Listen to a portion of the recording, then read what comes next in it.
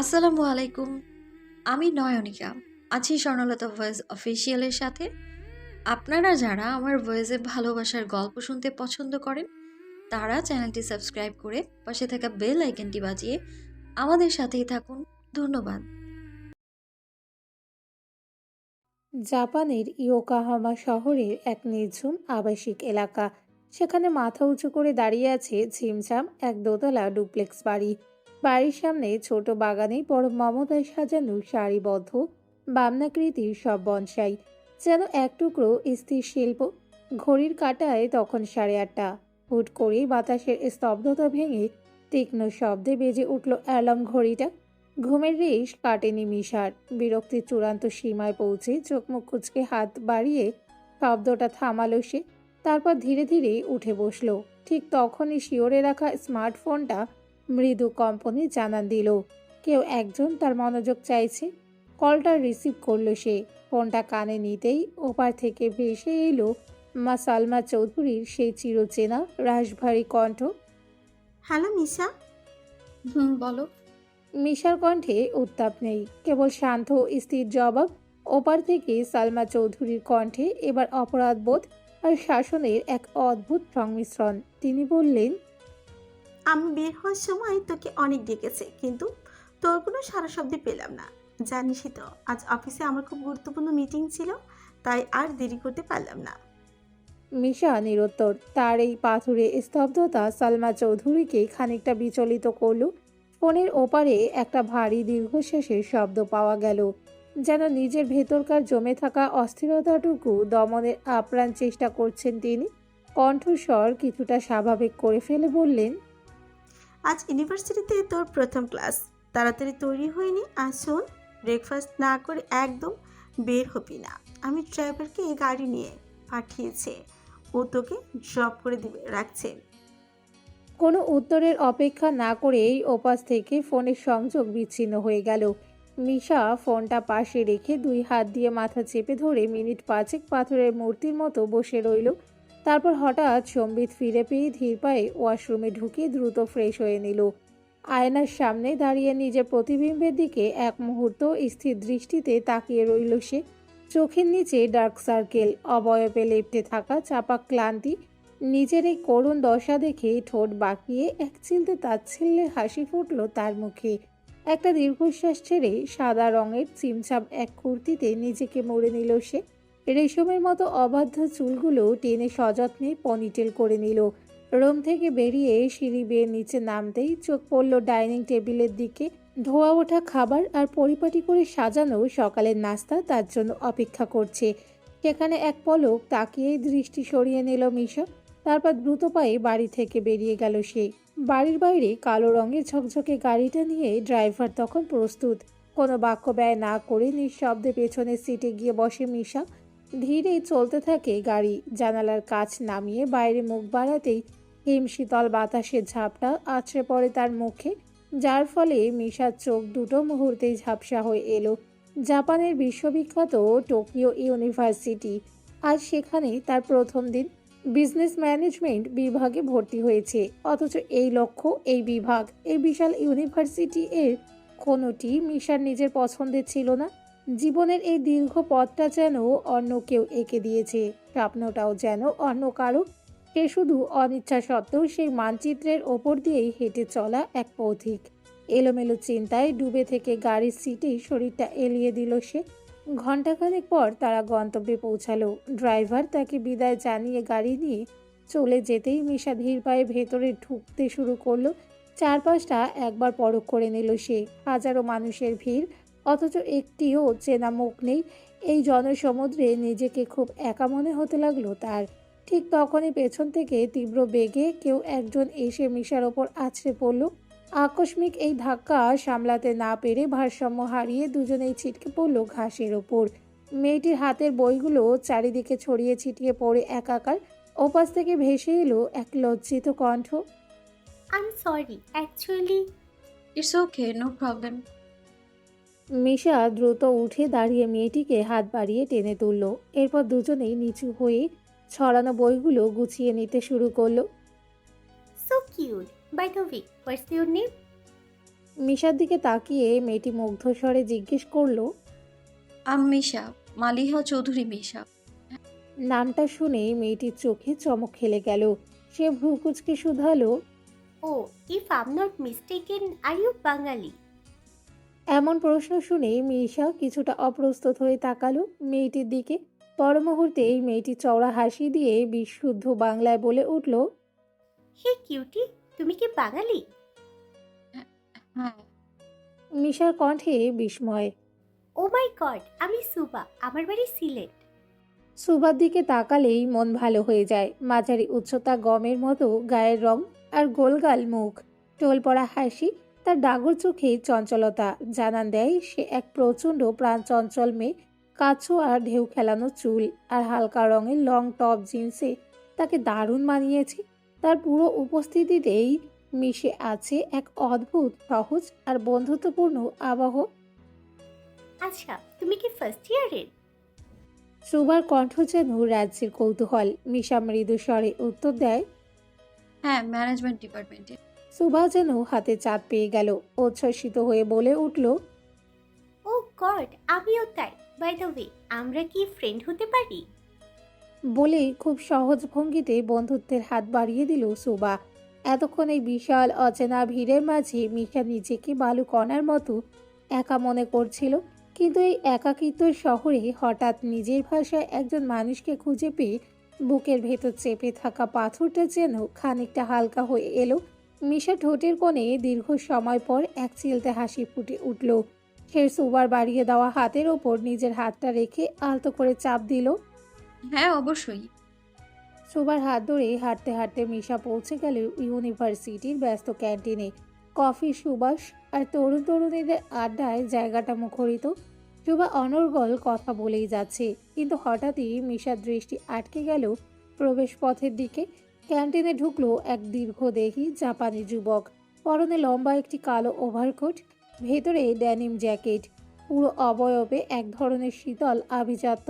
তার হাঁটা চলার ধরনে এমন কিছু একটা আছে যা চারপাশের কোলাহলকে মুহূর্তে নিস্তব্ধ করে দেয়। মিশা তীব্র কৌতূহল নিয়ে তার দিকে তাকিয়ে রইল। মিশার অস্বস্তি বুঝতে পেরে সুবা নিচু গলায় ফিসফিস করে বলল। ওর নাম কানিস। ওর বাবা জাপানিজ আন্ডারওয়ার্ল্ডের এক প্রভাবশালী এবং ভয়ঙ্কর গডফাদার।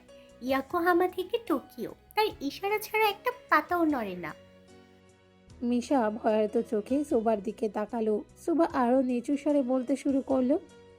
ও এই ইউনিভার্সিটি সিনিয়র, তবে ওর পরিচয় শুধু ছাত্র হিসেবে সীমাবদ্ধ নয়। ক্যাম্পাসে কানিসদের সবাই এড়িয়ে চলে। ওর নামের সাথে জড়িয়ে আছে অন্ধকার জগতে হাজারো গুঞ্জন। ও যতটা সুদর্শন ঠিক ততটাই ভয়ঙ্কর। ওর পথে যে তার একটার পরিণতি খুব একটা ভালো হয় না। পাঞ্জি ও তার দলবল ক্যান্টিনের এক জায়গায় গিয়ে বসলে সুবা মিশাকে নিয়ে সেখান থেকে বেরিয়ে যায়। সুবা আর মিশা নিজেদের মধ্যে টুকটাক গল্প করতে করতে ক্লাসের দিকে এগোচ্ছিল। করিডোরে দাঁড়িয়ে তারা যখন ক্যাম্পাসের ব্যস্ততা দেখছিল, তখন চারিদিকে শিক্ষার্থীদের হইচই আর দ্রুত পদচারণা। হঠাৎ সুবা থমকে দাঁড়িয়ে মুগ্ধতার স্বরে বলে উঠল। How handsome! উফ! সুবার গলায় এমন মোহগ্রস্ত স্বর শুনে মিশা কিছুটা অবাক হয়ে ওর দিকে তাকালো। কি হয়েছে সুবা? আরে ওইদিকে দেখো। সুবা চোখের ইশারায় করিডোরের এক প্রান্ত দেখালো। মিশা তাকাতেই দেখল এক যুবককে। পরনে ডার্ক গ্রে ব্লেজার, যা তার ব্যক্তিত্বে এক আভিজাত্য যোগ করেছে। অবিন্যস্ত কিন্তু পরিপাটি এক মাথা ঝাঁকড়া চুল, সমুদ্রের মতো নীল চোখের মণি, এক কথায় যাকে দুর্দান্ত সুদর্শন বলা চলে। ফোনে কারোর সাথে কথা বলতে বলতে সেই সাথে করিডোর দিয়ে এগিয়ে আসছে। মিশা সুবার দিকে ফিরে খুব স্বাভাবিক গলায় জিজ্ঞেস করলো। উনি কে? রায়ান কাদিরি, এখানকার ম্যানেজমেন্ট ডিপার্টমেন্টের প্রফেসর। একদম নতুন জয়েন করেছেন। অল্প বয়সে সে এত দূরে এসেছেন। ভীষণ ট্যালেন্টেড তিনি। সুবার গলায় তখনও উত্তেজনার রেশ। ও আচ্ছা। কি হ্যান্ডসাম আর ড্যাশিং না? সুবা কোনোই দিয়ে আধা ধাক্কা দিল মিশাকে। হুম।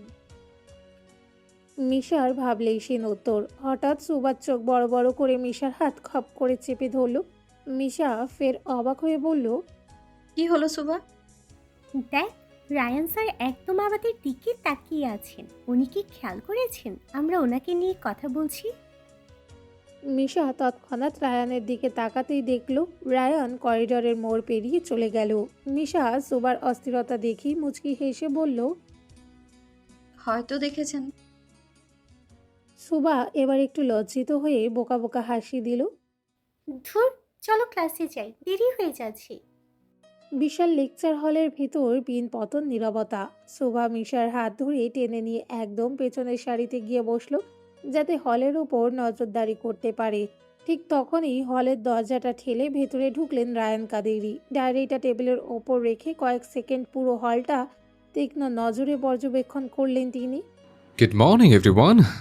I hope you all are ready for a challenging journey in the world of management. রায়ানের কণ্ঠস্বর হলের দেওয়ালে প্রতিধ্বনি তুলল। বোর্ডে লেসনের নাম লিখল সে, অর্গানাইজেশনাল বিহেভিয়ার। এরপর শুরু হলো এক দীর্ঘ এবং গভীর লেকচার। পুরো ক্লাসটা তিনি ভীষণ সিরিয়াসলি শেষ করলেন। কোনো অপ্রাসঙ্গিক কথার অবকাশ নেই সেখানে। ক্লাস শেষে সবাই যখন গুছিয়ে বেরিয়ে যাচ্ছিল, তখন রায়ান বোর্ড মুছতে মুছতেই ভাবলেশীন কণ্ঠে বলল, Misha Chaudhary, stay for a moment. মুহূর্তেই পুরো হলের উৎসুক দৃষ্টি মিশার ওপর আছড়ে পড়ল। চারিদিকে ফিসফাস শুরু হলো। এই মেয়েটা তো নতুন, স্যার একে চিনলেন কি করে? মিশার বুকের ভেতরটা তখন ধক করে উঠল। সে হাত দুটো শক্ত করে মুষ্টিবদ্ধ করে দাঁড়িয়ে রইল। পাশে থাকা সুবা অবাক হয়ে ফিসফিসিয়ে জিজ্ঞেস করলো, কি রে, স্যার কি তোকে আগে থেকে চেনেন?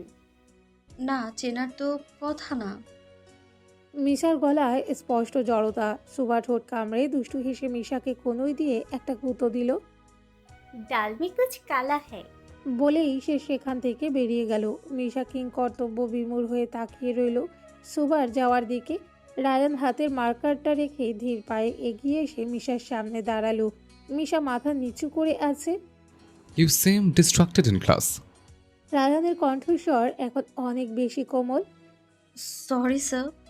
যদি কোনো প্রবলেম হয় আমাকে বলতে পারো। মিশা কোনো মতে উত্তর দিল। প্রবলেম নেই স্যার। রায়ান নিঃশব্দে কিছুক্ষণ তাকিয়ে রইলেন মাথা নিচু করে মেয়েটির দিকে। তারপর স্বাভাবিক গলায় বললেন, Okay, you may go. Ryan সামনে থেকে সরে দাঁড়াতেই মিশা ব্যাগের বেল্ট শক্ত করে ধরে দরজার দিকে হাঁটা দিল। কিন্তু কয়েক কদম এগোতেই পেছন থেকে আবার ডাক এলো। Miss Chaudhary, মিশা ঘুরে তাকালো। Yes sir. you forgot your notebook. Rayan নোটবুকটা বাড়িয়ে ধরল। মিশা কিছুটা অপ্রস্তুত হয়ে সেটা নিয়ে বলল, oh thank you sir. First day is always difficult. Try to focus. Okay sir. বলেই দ্রুত পায়ে হল থেকে বেরিয়ে এলো মিশা। বাইরে আসতেই দেখলো সুভা করিডোরে ওত পেতে দাঁড়িয়ে আছে। মিশাকে দেখা মাত্রই সে হামলে পড়ল। এই এই, স্যার কি বললো রে? তেমন কিছু না, কোনো প্রবলেম হলে জানাতে বলেছে। কোনো প্রবলেম মানে? আমাদের তো কিছু বললেন না, বেছে বেছে তোকেই কেন? সুভা এক ভ্রু নাচিয়ে দুষ্টু হাসি দিয়ে উত্তরের অপেক্ষায় তাকিয়ে রইল। মিশা কোনো জবাব না দিয়ে কেবল মুচকি হাসলো। সুভা নাছোড় বান্দার মতো সামনে এসে দাঁড়ালো। কি রে, বল না। বাড়ি যেতে হবে সুভা, অভিভাই চলে আসবে, কাল দেখা হচ্ছে। বলেই দ্রুত পায়ে পার্কিংয়ের দিকে এগিয়ে গেল মিশা। সুভা দুই কাঁধ ঝাঁকিয়ে অবাক হয়ে তাকিয়ে রইল তার বান্ধবীর চলে যাওয়ার দিকে। মিনিট পাঁচেক অপেক্ষার পরই একটি ধবধবে সাদা গাড়ি এসে থামলো মিশার সামনে। সে দ্রুত গাড়ির দরজা খুলে ড্রাইভারের পাশের সিটে গিয়ে বসলো। সিটে হেলান দিতেই চালকের আসনে বসা যুবকটি তার দিকে তাকিয়ে একগাল হেসে বলল, কিরে মিশু, দেরি করে ফেলছি নাকি? মিশা অভিমান ভুলে মুচকি হাসলো। ঘাড় ঘুরিয়ে অভির দিকে তাকিয়ে বলল, কি যে বলো না অভিভাই, তুমি কি কখনো দেরি করার মানুষ? তাও ঠিক। অভি চওড়া হেসে স্টিয়ারিং ঘোরালো। তা কেমন লাগলো নতুন ভার্সিটি? জায়গাটা পছন্দ হয়েছে? ভালো। সব ঠিকঠাক তো? কোনো ঝামেলা হয়নি তো? হ্যাঁ ভাইয়া, সব ঠিক আছে। টুকটাক কথা আর খুনসুটির মধ্যে দিয়ে তারা ইয়োকাহামার সেই শান্ত আবাসিক এলাকায় নিজেদের ডুপ্লেক্স বাড়ির সামনে এসে পৌঁছালো। গাড়ি থেকে নেমেই মিশা প্রায় দৌড়ে গিয়ে দরজার সিকিউরিটি পিন টিপে ভেতরে ঢুকলো। কারোর সাথে কথা বলার অবকাশ না রেখে সোজা দোতলায় নিজের রুমে চলে গেল সে। এদিকে অভি গাড়ি পার্ক করে ড্রয়িং রুমে ঢুকতেই দেখলো সালমা চৌধুরী সোফায় বসে আছেন, তার হাতে কফির মগ, চোখে মুখে এক কঠিন গাম্ভীর্য। অভিকে দেখেই তিনি শান্ত কিন্তু ধারালো কণ্ঠে ডাকলেন। অভি, অভি থমকে দাঁড়িয়ে বিনয়ের সাথে বলল। হ্যাঁ ছোট আম্মু, বলো। সালমা চৌধুরী কফিতে চুমুক দিয়ে বললেন। তোমার বোনকে বলি দিও একটু স্বাভাবিক চলতে। বাইরে গিয়েও যেন সারাক্ষণ মুখ গোমরা করে নাড়া থাকে, আর যার জন্য ও মন খারাপ করে বসে থাকে সে যে ওকে একবারও মনেও করে না, এটা ধ্রুব সত্যটা ওকে একটু ভালো করে বুঝিয়ে দিও। অভি রান্নাঘরের দিকে এগিয়ে গিয়ে গ্লাসে পানি ঢালতে ঢালতে মৃদু হাসল, যেন এই পরিস্থিতির সাথে সে খুব পরিচিত। সে শান্ত গলায় বলল। ডোন্ট ওয়ারি ছোট আম্মু, আমার বোন আমার মুখ গোমরা করে থাকবে না। ও ছোট মানুষ, ওকে একটু সময় দিতে হবে। কথাটা শেষ করেই অভি গ্লাস হাতে নিয়ে নিজের রুমের দিকে পা বাড়ালো। রাতের খাবার রেডি করে সালমা ডাইনিং টেবিলে সব কিছু সাজিয়ে রাখছেন। অভি আসার সময় মিশাকে ডেকে গেছে। ভার্সিটি থেকে এসেই ঘুমিয়ে পড়েছিল মিশা। অভির ডাকে ঘুম ভাঙলেই ডিনার করতে নিচে যায় সে। মাইগ্রেনের ব্যথাটা আজকাল বড্ড চালাচ্ছে।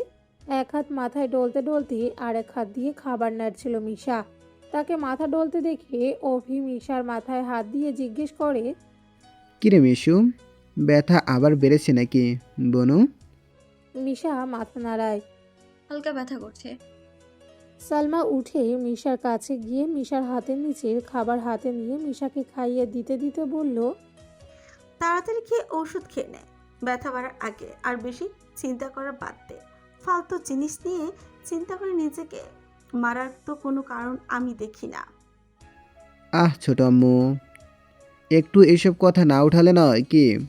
মিশে খাবার খেয়ে আগে ওষুধ খেয়ে নিবি। পরদিন ক্যাম্পাসে পা রাখতেই এক অসহ্য স্তব্ধতা মিশাকে আষ্টে পৃষ্ঠে জড়িয়ে ধরল। করিডর দিয়ে দ্রুত হাঁটছিল সে, কিন্তু মাঝপথে আচমকা আজরায়েলের মতন পথ আঁকলে দাঁড়ালো কাঞ্জি আর তার দলবল। কাঞ্জি ঠোঁটে লেগে থাকা সেই কুটিল বিদ্রূপের হাসিটা বিষের মতো ঠেকলো মিশার কাছে। মুহূর্তের মধ্যে চারপাশ থেকেই দলবল নিয়ে মিশাকে ঘিরে ফেলল ওরা। মিশার মনে হলো সে কোনো অদৃশ্য খাঁচায় বন্দি এক অসহায় পাখি। কাঞ্জি ধীর স্থির পায়ে মিশার একদম কাছে এগিয়ে এলো। তার গায়ের কড়া পারফিউমের উগ্র গন্ধটা নাকে আসতেই মিশার শরীর ঘিনঘিন করে উঠল। অসহ্য। কাঞ্জি নিচু গলায় জাপানি স্টানে ইংরাজিতে ফিসফিসিয়ে বলল। New face? Huh? You look interesting. What's your name? বুকের ভেতরটা তপ্ত কামারের হাতুড়ির মতো ঢিপ ঢিপ করছে। তবুও মিশা নিজের সত্তাকে শক্ত রাখার আপ্রাণ চেষ্টা চালালো। শুকনো গলায় জবাব দিল। মালিহা চৌধুরী মিশা। কাঞ্জি নির্লজ্জের মতো ওপর নিচ করে মিশাকে পরখ করছে। সেই লোলুপ দৃষ্টি সহ্য করতে না পেরেই মিশা কুঁকড়ে গিয়ে মাথা নিচু করে নিল। মাথা নিচু করেই পাশ কাটিয়ে বেরিয়ে যাওয়ার চেষ্টা করতেই কাঞ্জির এক সাগ্রেদ পথ আটকে দাঁড়ালো। ঠিক তখনই কাঞ্জি হাত বাড়িয়ে মিশার অবাধ্য চুলের একটি লট ছুঁতে গেল। মিশার মনে হলো তার শিরদাঁড়া দিয়ে এক শীতল ভয়ে স্রোত বয়ে যাচ্ছে। কাঞ্জি তার বরফ শীতল চোখের মনেই মিশার দিকে নিবদ্ধ করে বলল।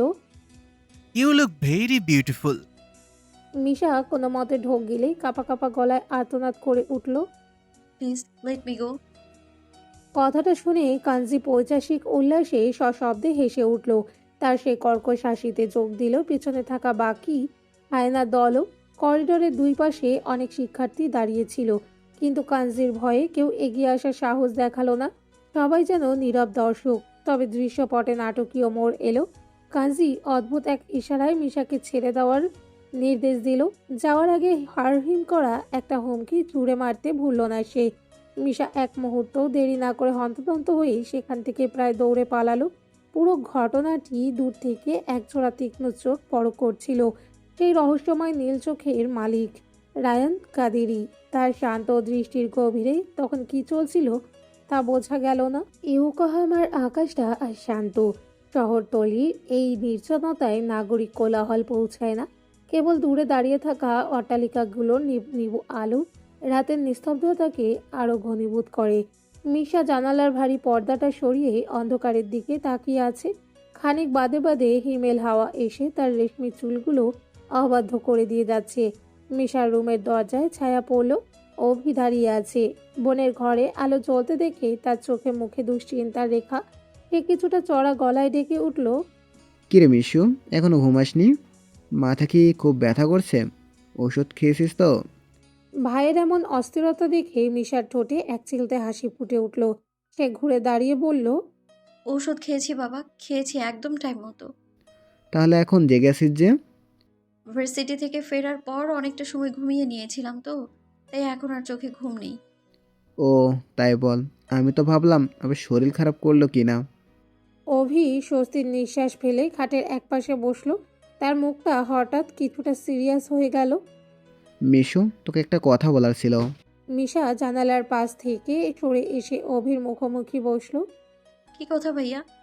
অভি কিছুক্ষণ চুপ থেকে বোনের চোখের দিকে তাকালো। মিশা বাইরে থেকে কতটা প্রাণ চঞ্চল সেটা সে জানে, কিন্তু এই হাসি খুশি চেহারার আড়ালে চেয়ে গভীর বিষাদ মিশা পুষে রাখে। তা অভি নজর এড়ায় না। মিশু, জীবনটা কিন্তু থেমে থাকবে না রে। জাপানে আসা, এই নতুন ভার্সিটি, সবই তো একটা নতুন শুরুর জন্য। তুই বাইরে হাসি খুশি থাকিস, সেটা ভালো, কিন্তু আমি চাই তুই ভেতর থেকেও স্বাভাবিক হ। সেই পুরনো স্মৃতিগুলো আঁকড়ে ধরে নিজেকে আর কত কষ্ট দিবি? ছোট আম্মু যাই বলুক, আমি চাই তুই তোর নিজের মতো করে বাঁচতে শিখ। মিশার বুকটা একবার কেঁপে উঠল। আজ ক্যাম্পাসে কানজি আর তার দলবল যেভাবে তাকে নাজেহাল করেছে, সেই ভীতিটা এখনও তার ভেতরে কাজ করছে। সে চাইলো অভিকে সবটা খুলে বলতে, কিন্তু পরক্ষণেই দমে গেল। অভি জানলে শুধু শুধু দুশ্চিন্তা করবে, হয়তো সালমা চৌধুরীকেও জানিয়ে দেবে। মিশা একটা দীর্ঘশ্বাস চেপে হাসার চেষ্টা করলো। আমি তো ঠিকই আছি ভাইয়া, দেখো না, বন্ধু হিসেবে পেয়েছি সুবাকে। সব ঠিক হয়ে যাবে, চিন্তা করো না। অভি বোনের মাথায় আলতো হাত রাখলো, যেন নিঃশব্দে তাকে শক্তি যোগাতে চাইছে। কিন্তু মিশার মনে ভয়, কাল আবার তাকে সেই বিভীষিকাময় ক্যাম্পাসে ফিরতে হবে। পরদিন ক্যাম্পাসে পা রাখতেই মিশা এক অদ্ভুত থমথমে পরিবেশ টের পেল। ছাত্রছাত্রীরা জটলা পাকিয়ে নিচু স্বরে কি যেন আলোচনা করছে। মিশা ক্লাসের দিকে এগোতেই সুবা প্রায় দৌড়ে এসে তার হাত চেপে ধরল। সুবা চোখে মুখে উত্তেজনা আর ভয়ের এক বিচিত্র সংমিশ্রণ। মিশা, শুনেছিস কি হয়েছে? সুবা হাঁপাচ্ছে। কি হয়েছে, এভাবে হাঁপাচ্ছিস কেন? মিশার মনে কালকে সেই কাঞ্জির আতঙ্ক এখনো তাজা। সুবা চারপাশে একবার দেখে নিয়ে ফিসফিস করে বলল, কানসি, কাল রাতে ওকে কেউ বীভৎসভাবে মেরেছে। খবর এসেছে ওর অবস্থা নাকি খুব সিরিয়াস। হাসপাতালে ভর্তি করা হয়েছে। সুস্থ হতে নাকি অনেক সময় লাগবে। মিশা স্তম্ভিত হয়ে গেল। কাল যে ছেলেটা দলবল নিয়ে তাকে হেনস্থা করেছিল, আর সে হাসপাতালের বিছানায়, সে অস্পষ্ট স্বরে বলল, কিন্তু কে করলো এটা? ওর মতো প্রভাবশালী কাউকে মারার সাহস কার আছে? সেটাই তো রহস্য। সুবা রহস্যময় গলায় বলল, শোনা যাচ্ছে হামলাটা এত নিখুঁত আর ভয়ানক ছিল যে কাঞ্জি পালানোর সুযোগই পায়নি। কিন্তু কে করেছে বা কেন করেছে পুলিশ তার কোনো কুলকিরানা করতে পারছে না। ক্যাম্পাসে সবাই বলছে ওর পাপের শাস্তি পেয়েছে সে। এমন মানুষের ছেলেকে হাত দেওয়ার সাহস এই শহরে কার হতে পারে? মিশা ঘুরতেই দেখতে পেল কাঞ্জির সাগরিদরা তার দিকে লাল চোখে তাকিয়ে আছে। তারপর আর কিছু না ভেবেই তারা লাইব্রেরির দিকে যায়। দেখতে দেখতে জাপানের ক্যালেন্ডার থেকে 6টি মাস ঝরে গেল। টোকিও ইউনিভার্সিটির এই ব্যস্ত জীবনে মিশা এখন অনেকটাই মানিয়ে নিয়েছে। তবে ক্যাম্পাসের সেই থমথমে আবহাওয়াটা এখনও কাটেনি। কাঞ্জির ঘটনার পর থেকে গোটা ইউনিভার্সিটিতে এক অদৃশ্য পরিবর্তন এসেছে। এর মধ্যেই স্টুডেন্ট কাউন্সিলিং থেকে আয়োজন করা হয়েছে এক রিফ্রেশমেন্ট ট্যুরের। কমন রুমের এক কোণে বসে আছে মিশা আর সুবা। সুবা যেন আজ পণ করেছে মিশাকে রাজি করিয়েই ছাড়বে। শোন মিশা, আমার বন্ধুত্বের কসম, তোকে কিন্তু এই ট্যুরে যেতেই হবে। কোনো রকম আপত্তি শুনবো না। সুবা মুখ ফুলিয়ে কড়া গলায় বলল। মিশা সুবার অস্থিরতা দেখে একটু হেসে ফেলল, ধীর স্বরে বলল, হ্যাঁ যাব। সুবা যেন নিজের কানকেই বিশ্বাস করতে পারছে না, চোখ বড় বড় করে বলল, কি? সত্যি? ও মাই গড, থ্যাঙ্কস জানু। বলেই মিশাকে জড়িয়ে ধরল সে। মিশা নিজেকে ছাড়িয়ে নিয়ে একটু গম্ভীর হওয়ার ভান করে বলল, আগে ভাইয়াকে বলবো। অভি ভাইয়া যদি অনুমতি দেয় তবেই যাব। সুভা এবার যেন ক্ষেপে গেল। কি চিটার, তুই এখনো ভাইয়ের উপর ঝুলে আছিস? ওই অভদ্র ভাইয়াটা তোকে যেতে দেবে না নির্ঘাত। দে তো তোর ভাইয়ের ফোন নাম্বার, আমি নিজে বলে দিচ্ছি কার সাথে যাচ্ছে সে। সুভার এমন লঙ্কাকাণ্ড আর অদ্ভুত সব অঙ্গভঙ্গি দেখে মিশা আর হাসি চেপে রাখতে পারল না। তার খিলখিল হাসিতে কেমন রুমের গোমট ভাবটা যেন কেটে গেল।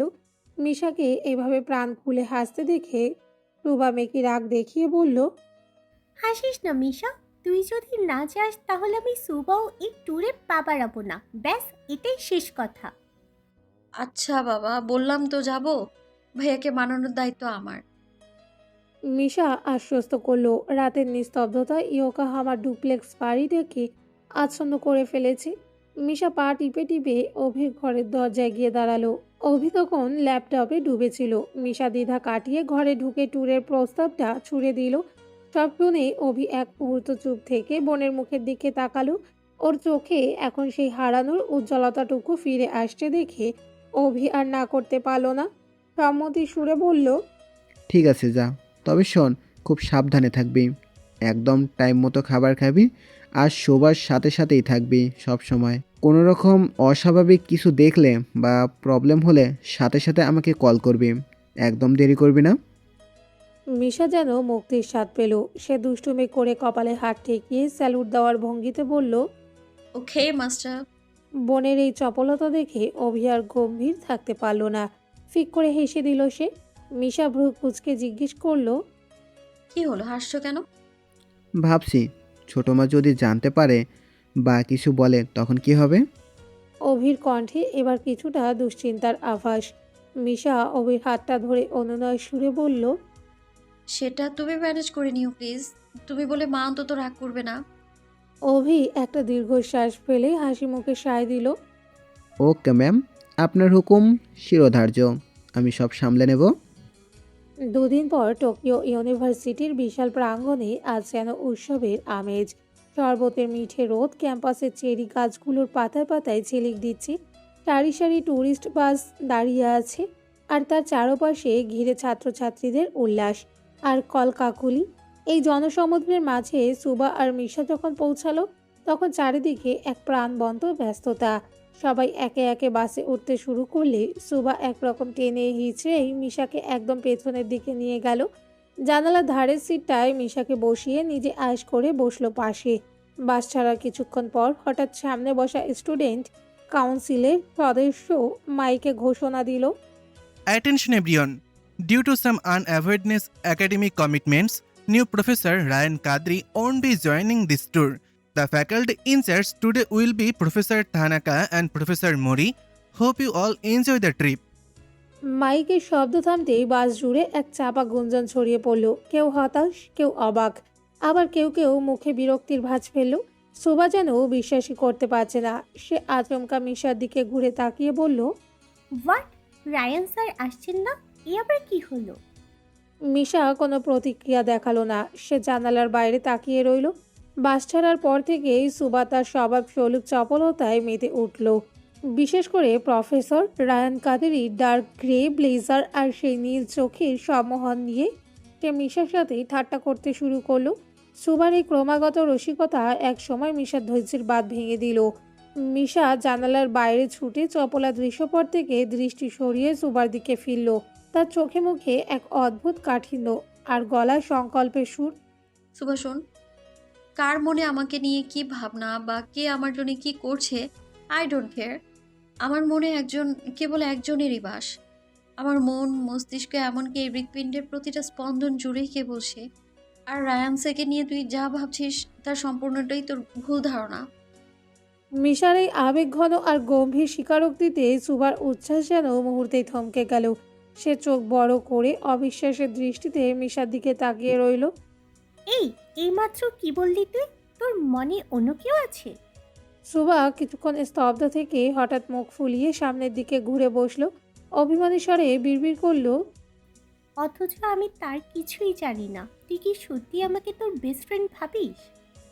মিশা সুবার অভিমানে একটু মুচকি হাসলো, তারপর শান্ত চোখে আবার সামনের দিকে দৃষ্টি নিবদ্ধ করলো। শোভা বেশিক্ষণ নিজেকে ধরে রাখতে পারল না। সে মিশার হাতে হালকা একটা থাপ্পড় মেরে চেঁচিয়ে উঠল। এখনই বলবি কে সে, কি তার কাহিনী। আমার কাছে কিচ্ছু লুকাবি না কিন্তু, বলে দিলাম।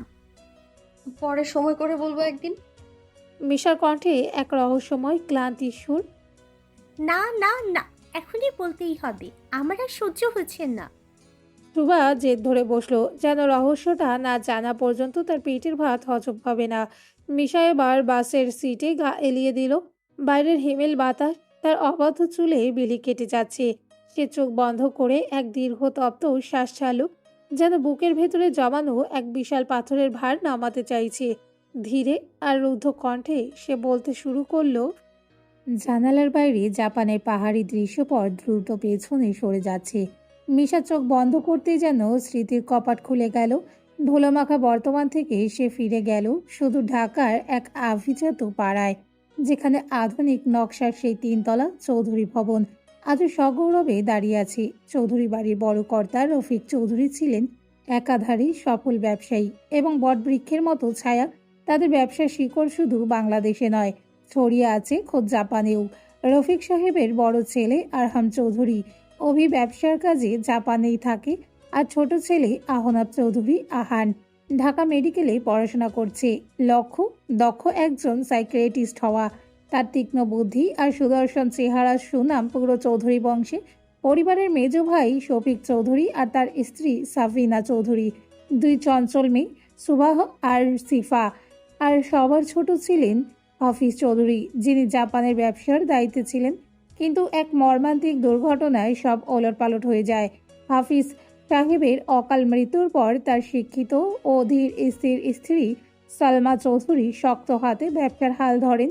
তাদের একমাত্র আদরের কন্যা এই মালিহা চৌধুরী মিশা। সকাল হতেই 3 যা মিলে যখন ডাইনিং টেবিলে নাস্তা সাজাচ্ছেন, সুবহা আর শিফা ঝগড়া করতে করতে নিচে নামছে। তা দেখে সাবিনা চৌধুরী আলগোছে চোখ রাঙিয়ে শাসনের সুরে তুলছেন। বড়দের সামনে এই কেমন আচরণ? মিশা তখন ওদের মোবাইলে নতুন কোনো গেম শেখাচ্ছে, আর সেই গেমে কি আগে হাত দেবে তা নিয়ে রীতিমতো গৃহযুদ্ধ শুরু হয়ে গেছে। ঠিক তখনই সালমা চৌধুরীর রাশভারী কিন্তু মায়াবী কণ্ঠ ভেসে এলো। আগে নাস্তা করে নে, স্কুলের টাইম হয়ে গেছে, খেয়াল আছে? চৌধুরী বাড়ির ডাইনিং টেবিলে যখন হাসি ঠাট্টার ফোয়ারা ছুটছে, ঠিক তখনই এক জোড়া তীক্ষ্ণ দৃষ্টি ওপর থেকে সবটা পর্যবেক্ষণ করছিল। জাহানারা বেগম সিঁড়ির দিকে পা বাড়াতেই দেখলেন আহান সেখানে দাঁড়িয়ে। তার চোয়াল শক্ত, ভ্রু দুটির মাঝে গভীর ভাঁজ, যে কোনো এক শান্ত সমুদ্রের তলায় ঝড় ঘূর্ণীভূত হচ্ছে। আহানের দৃষ্টি গিয়ে আছড়ে পড়ল ডাইনিং টেবিলের সেই কোনায়, যেখানে মিশাকে ঘিরে সুবাহা আর সিফার জটলা। মিশার চোখে মুখে কোনো ভ্রুক্ষেপ নেই, সে পরম উৎসাহে গেমের কৌশল শেখাচ্ছে। সকালবেলার এই হুলস্থুল আহানের কাছে কেবল বিরক্তি নয়, রীতিমতো অনুশাসন ভঙ্গের সামিল। বহুবার বারণ করা সত্ত্বেও বাচ্চাদের এই অসময়ে ডিজিটাল আসক্তির দিকে ঠেলে দেওয়াটা সে কিছুতেই মেনে নিতে পারছে না। সে এক দীর্ঘ তপ্ত নিঃশ্বাস ছাড়ল। তার দৃষ্টি যখন মিশার হাস্যোজ্জ্বল মুখে গিয়ে স্থির হলো, আহানের কাছে এই প্রাণখোলা হাসিটাকেও আজ বড় বেশি দায়িত্ব জ্ঞানহীন মনে হলো। ঠিক তখনই জাহানারা বেগম ডাকলেন।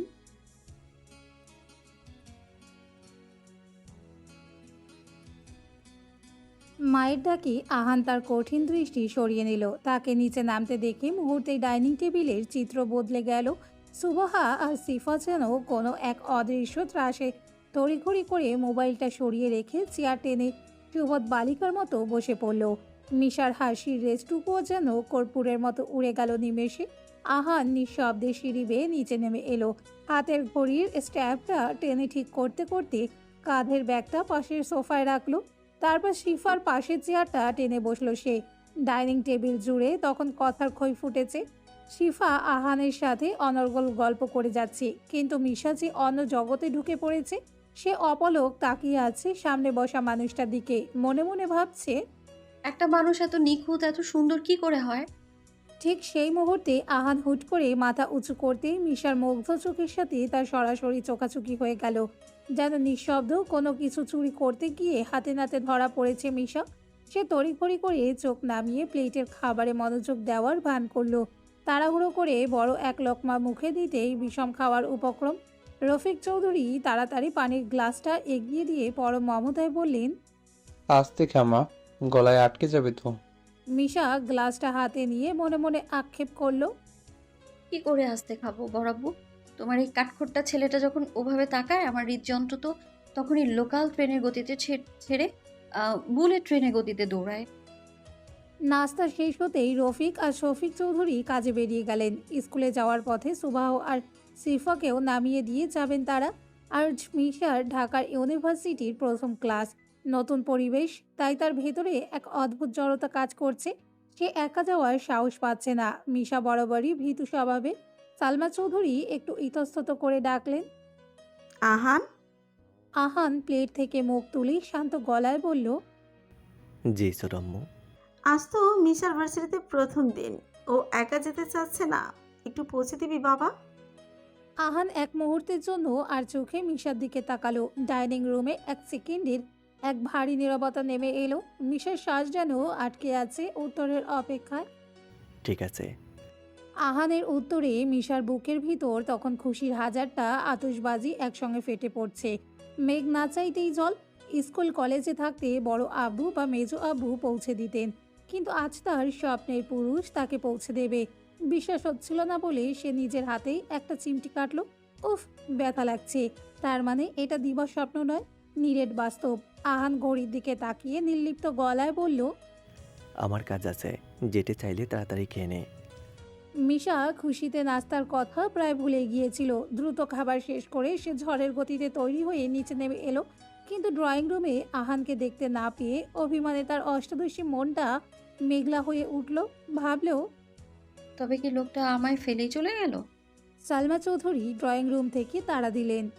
কি রে মিশা, দাঁড়িয়েছিস কেন? আহান গাড়ি বের করেছে, জলদি যা।